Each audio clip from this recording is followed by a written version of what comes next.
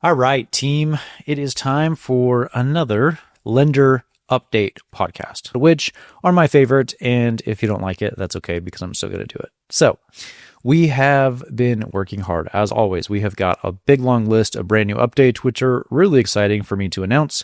So let's just go through these one by one. Okay, the first thing that we have changed is we have now added the ability to do DocuSigns directly from within the Documents portal. So I'm sure you're probably already aware, but there is a Documents button. And as you hover over that, there's a DocuSigns button. You click on DocuSign and you go in there and you can drag and drop your documents. Then you can send a new document for DocuSign. You'd add all your signature fields and the date and the different places that you want to sign, but you have to go to Documents and then DocuSigns. Sometimes you're just inside of a loan file and you have a term sheet or maybe an ACH authorization or some other form that you want to have sent via DocuSign. It's kind of clunky because you have to download it and then go to DocuSign, then do all that. Whereas you can just be inside of the loan file now. You click on the Documents tab, and there's a little DocuSign button on the far right of all the different documents, and you can just click on that and send it via DocuSign. So pretty minimal, but still just nice, nice to have. Okay, we have added a split payment feature, and the really the main reason behind this is our ACH processor has a max debit limit of $25,000. And so, for example, we had a lender on the platform who did a really big loan. It was like $2.5 million, and their monthly payment from the borrower was in excess of $30,000, I think.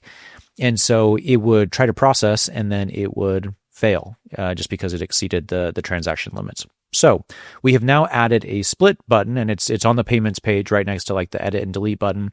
You can now click on split, and you can split it into typically just 2 transactions is enough for most people, but you could do 3, 4, 5, 6 different splits if you want to. And this also comes into play for a couple different things. So let's say, for example, you did an interest reserve, and you've kind of chiseled away at this interest reserve, and now there's only, $1,000 left in that interest reserve. What you can do is, let's say you have a $3,000 payment, you can split it into 2. So you can do a $2,000 payment and a $1,000 payment. You can mark the $1,000 payment as paid from the reserve, and you can collect the remaining $2,000 just as you would any other payment otherwise. So it's got some additional utility besides just like the ACH transaction limit, but it's now there and ready to use if you ever run into that sort of thing. This might be probably the biggest update out of all of them. We now have, and I'm, I think I say this all the time, but I'm a little bit embarrassed that some of these things have just taken so long. We're just busy working on other things.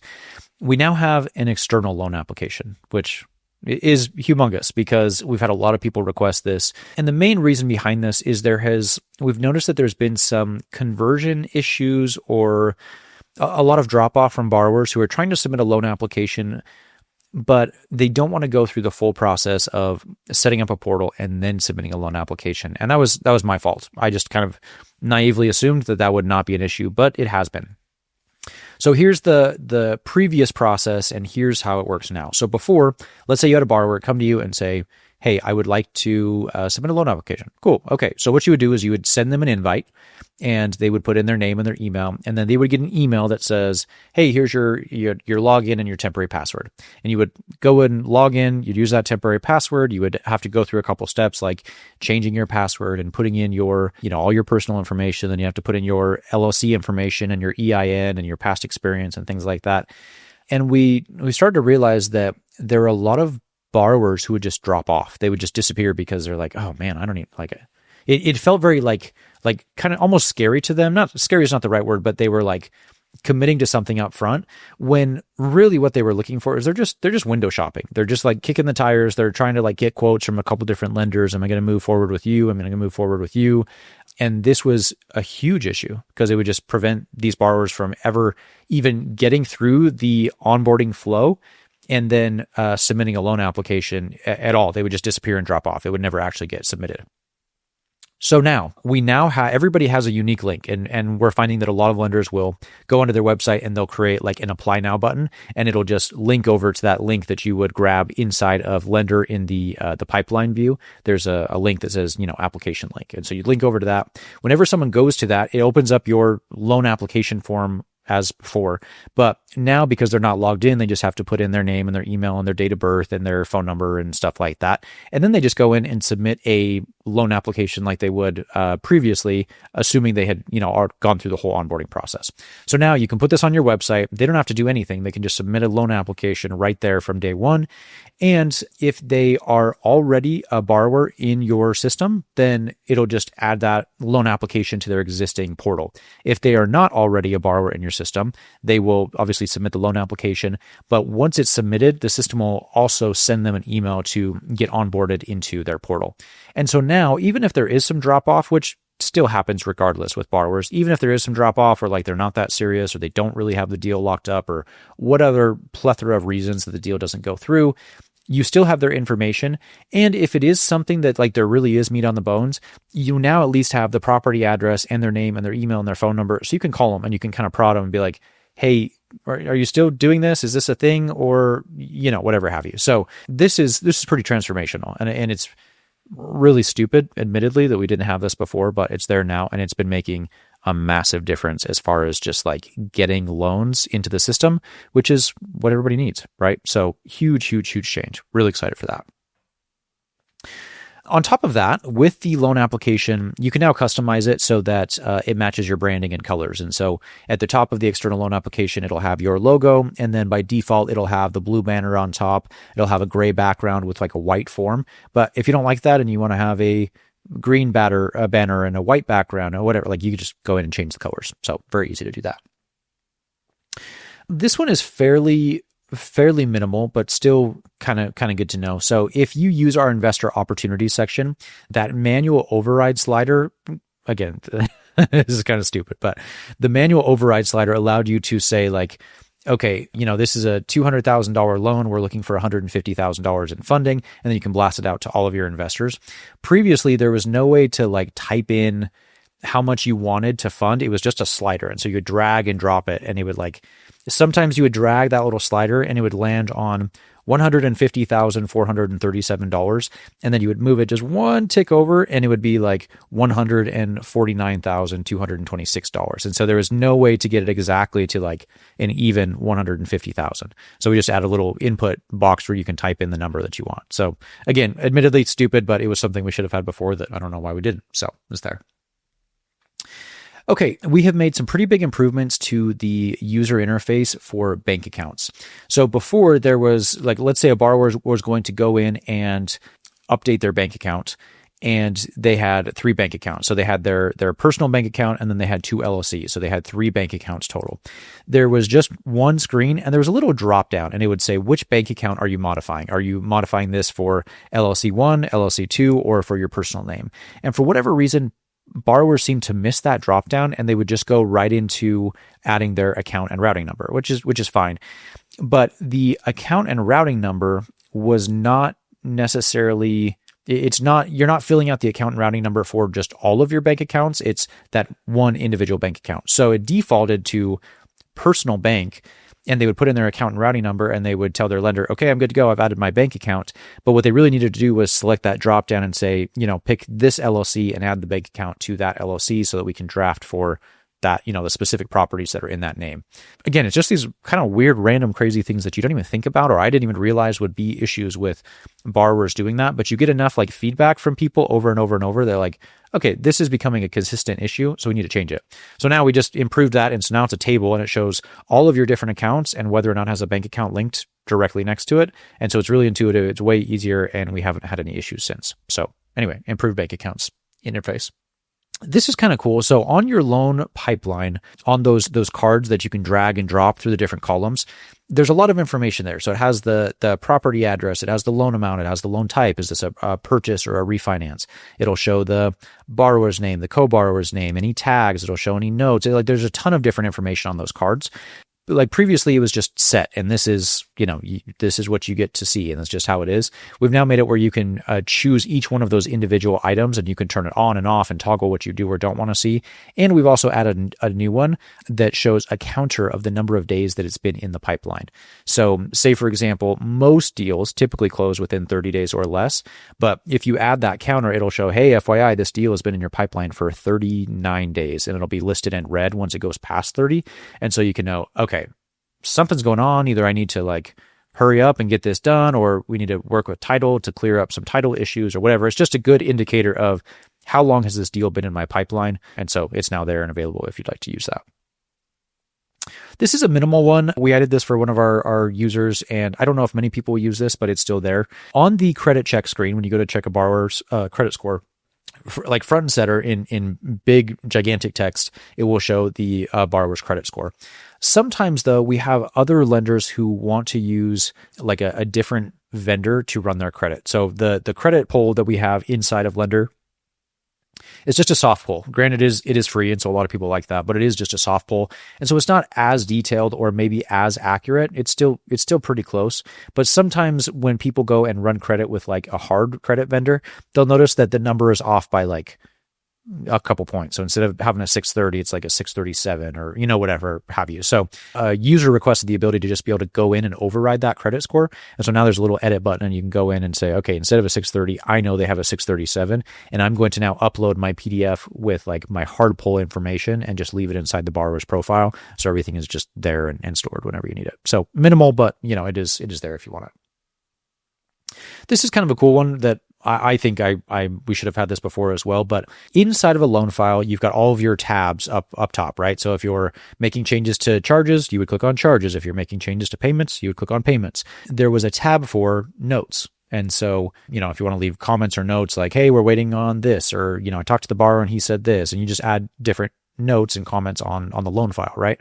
The problem though is like if you were in the documents tab and you're like, oh yeah, I want to add a note, you have to switch and go to the notes tab. And then if you're on charges and you're like, oh yeah, I need to do that, then you go back to the notes tab. And it's just, there's a lot of like tab switching, which is annoying.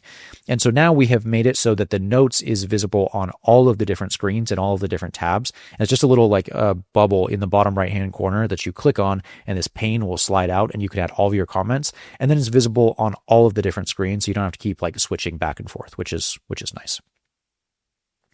Again, here's another a little one, but it's a million golden BPs, right? So we have added the last requested date on DocuSigns.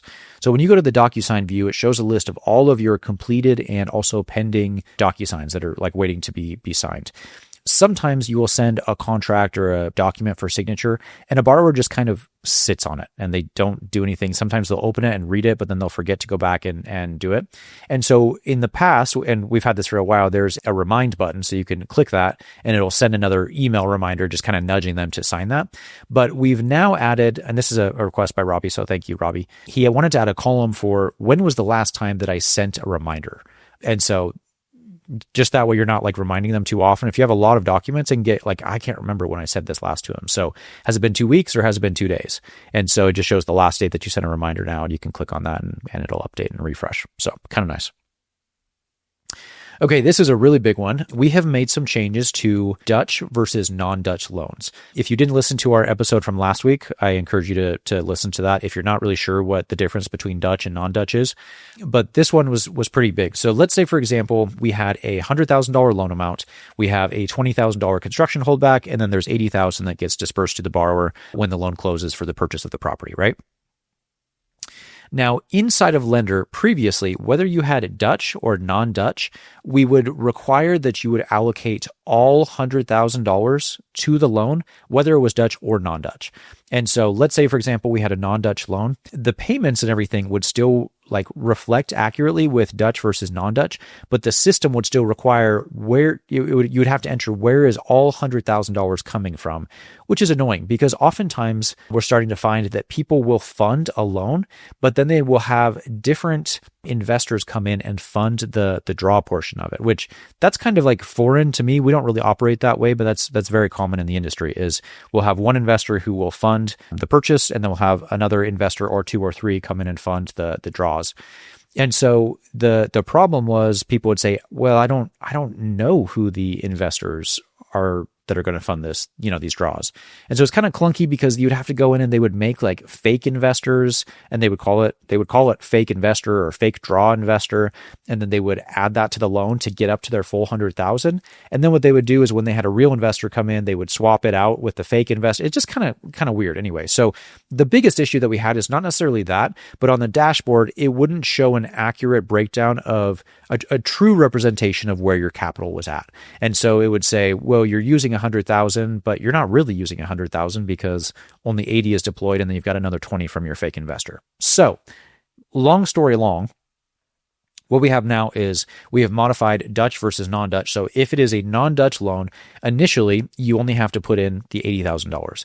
And then when you go and fund those draws and it steps up that interest or that cost basis, it will now ask you, hey, which investors are you going to use to fund the remaining draws? And there's a new interface and UI that goes in and says, okay, I'm going to select, if it's a $10,000 draw, I'm going to take 5,000 from John and 5,000 from Steve, and then it'll allocate all that accordingly. So that's a pretty big change relative to what it was before. Granted, we don't see a lot of people using non-Dutch in the system, probably 10% of our users, but still, if you do a non-Dutch loan one-off, just something to be aware of. Okay, this was very subtle, very minimal, that probably most people will not even notice. But inside of a borrower's profile, there's the Entities tab. And so you can click on Entities, and oftentimes borrowers will have multiple LLCs. And so something that we had issues with in the past was you can go and you can archive or you can delete an entity. But let's say my entity's name is We Buy Houses LLC, and I used that entity on a loan file. When I deleted that entity, it didn't remove it from the loan file. And this is an issue because sometimes we would have borrowers who would accidentally create a duplicate entity, and they're basically the same. And so what would happen is a user would go in and they would delete one of the duplicates. But the problem is when they go to select the loan file, it would show two duplicates there. And so they actually removed the archived entity, but they were still pointing to the archived entity. So that may be confusing. I don't know if that makes sense. Again, it's not that big a deal, but now basically if you delete an entity, it will remove it from any loan files that it's attached to. So just FYI. We've got something that actually, you know what? I'm going to tease that one out. We have a new feature that's coming out that will make your life a lot easier, but I'm not going to announce it just yet because we're really close, but probably stay tuned for that on the next one. I'm going to skip over this one. Okay, these are some, in my opinion, these are some pretty big changes as well. We've made some changes to the document and the loan checklist. So inside of a loan file, you may or may not be aware, we have a loan checklist and we have a document checklist. And the loan checklist is really designed to be your kind of your checklist or your to-do list, really. It's a step-by-step, like, okay, make sure I review the title commitment and make sure I reach out to the attorney and I make sure that the legal and the parcel number match on the title commitment and my loan docs and all that kind of stuff, just your to-do list. And then your document checklist obviously is a list of all of the documents that you need to have inside of a loan file. Now, in the past, we've made it where you can have multiple loan checklists, but you could only have one document checklist. And now we've changed that where you can have multiple loan checklists and multiple document checklists. And the main reason for this is we started to find that people would do different types of loans, like a DSCR versus a fix and flip, needed different documents, frankly. And also if you have like a different lender or broker that you're going to be brokering these DSCR loans off to, they may have their own set of requirements. So now you can have you can have unlimited document checklists, unlimited loan checklists, and you can specify too, I want you to use this document checklist if it is a purchase or a purchase and rehab or a ground up construction. And then you could say, I want you to use this document checklist if it's a DSCR or a cash out refi or, whatever. And on top of that, now you can rather than doing it by loan type, you can also do it by loan product. So let's say you have a ground up construction loan product and you have a fix and flip bridge loan product in the system, you can now choose which loan checklists or document checklists to use based off loan product if you want. It's either or. So you can say, I want it based off loan type, or I want it to be based off the loan product. So you get to choose, and you can mix and match, and it gets kind of complicated, but there's a lot more customization there and capabilities there.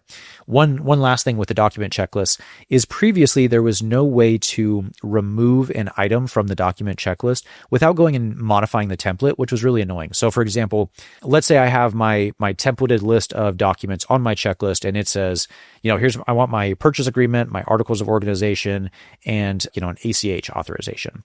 The problem though is you may have a loan where okay, for whatever reason, we're not going to do monthly payments on this particular loan, so I don't need an ACH authorization because they're going to pay all of it on the back end. Or maybe it's transactional funding, and there's not even going to be any payments because it's only going to be used for 2 days, for a double close or whatever weird scenario, right? Before, you would have to go to the document template and remove the ACH authorization to remove that from the document checklist, which was really dumb. It shouldn't have been that way anyway. So now there's a little X next to every single item in the document checklist. And if it imports your document checklist and there's just one specific item like that ACH authorization that doesn't apply, cool, you just delete it and then just removes it for that particular loan file. So that's a pretty big change. We've needed that for quite some time, but it's now there. This is pretty minimal, but still kind of nice to have just for audit purposes. In the past, when you have generated a Notcha file, if you use Notchas, I personally do a combination of both Notcha and ACH, just depending on what I'm doing. When you've generated a Notcha, it would just download the Notcha file and that's it. It would kind of disappear. And so you would just take that Notcha file, upload it to your bank, and all the payments would process like you would expect. Now we have a historical log. So if you ever want to go back and you'd be like, okay, who did I actually send money to way back in June? And what was the dollar amount? And what were the credits and debits and the account numbers that I used and all that kind of stuff. So now if you go to reports, there's a new report for historical Notchas. I can't remember exactly what it's called, but you can click on that and you can see all of the Notcha files that you have ever generated. And you can click on the individual Notcha files and it will show a detailed view of all of the different individual transactions that are inside of that Notcha file. Just so if there's ever an issue, you can go back and kind of audit and figure out what went wrong. And you can also re-download an old Notcha file. So we store all those now. And so if you ever need to reprocess or rerun one, you can just click on that and see it all. So kind of nice. Not a huge thing. I don't think many people will notice, but it's now there if you need it. This is a very minimal one, but you can now favorite or star reports on the report screen. So we have a lot of reports, but sometimes people just use 2 to 3 of them. And so what we've added now is next to the name of every single report, there's now a star, and you can just click on that and we'll take that report and it will pin it to the very top of the list. And so you can favorite all of your lists, and then that way they're just front and center. So you don't have to kind of go through this big long list of reports. And granted, the longer that we're around, we're going to have more reports. And so that reports page will probably just get longer and longer and longer. And a lot of them may not apply to you. So just pin the ones that you want to use and you can find them a lot faster. So, okay, very last one, and this is pretty anticlimactic, but now there is a little button toggle that we added whenever you approve a draw request, and it's just an option that says, do I want to notify the borrower or not that I have approved their draw request? So it's enabled by default, but sometimes you're backdating a loan, and before there was no way to turn this on or off. And so say you are backdating a loan and you're doing all of these draw requests from 6 months ago, the borrower each time would just get an alert saying, hey, your draw request for $10,000 has been approved. And so borrowers would be confused and be like, wait, this loan already paid off. Why am I getting it's kind of weird. So anyway, now you can just uncheck that and it won't send them an email. So like I said, kind of anticlimactic, but it is what it is. So, okay. I didn't count what that actually came out to, but it looks like there's 20-ish new features. One thing that I kind of like is these are becoming more and more minute. They're not these huge, gigantic, crazy changes anymore that fundamentally change the way that you're doing things, which for me, building the Lendr platform, I really like because it makes me feel okay, we're getting there. We're kind of hitting our stride, and all of these fire drills that we've had to do in the past, oh wow, I did not even think about that scenario with this or this. A lot of those are starting to calm down, which I really like. We now have a use case for almost every single outside of the box little use case, and It's really cool. It makes me excited. So as always, we're going to do another one of these probably in a month because things do change that rapidly, and we're always putting out lots and lots of new changes, which for me is really exciting. So stay tuned for that. And until next week, thanks for listening. See ya.